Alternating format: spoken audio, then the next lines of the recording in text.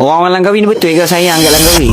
Tahu tak 2-3 hari lepas ada sebahagian orang Langkawi yang berkumpul di Pantai Cenang untuk menyuarakan suara mereka yang tidak bersetuju dengan 2 projek mega yang akan berlaku di Langkawi. Satu di Tanjung Mali dan satu lagi di Pulau Rebak Kecil. Kedua projek ini akan membangunkan apartmen mewah yang berharga ratusan ribu dan juga jutaan ringgit, dan pembeli-pembelinya semestinya orang-orang kaya elit, tak kira bangsa dan agama boleh beli dan menetap terus dekat sini. Bukan hotel yang check in 3 hari 2 malam keluar. Mereka boleh beli dan memiliki aset yang ada di pulau kita. Bukan itu saja, mereka bimbang mungkin pantai dan juga landaran laut yang digunakan untuk masyarakat tempatan seperti nelayan dan juga water sport akan terganggu. Dan semestinya projek ini akan merosakkan alam semula jadi, kehidupan laut dan juga pemandangan yang sedia ada yang cantik sekarang ni digantikan dengan bangunan pencakar langit yang tinggi-tinggi. Semestinya saya sendiri sebagai rakyat Langkawi, kami tidak menolak pembangunan yang untuk memajukan pulau ini itu sendiri, tetapi menolak pembangunan yang merosakkan alam semula jadi persekitaran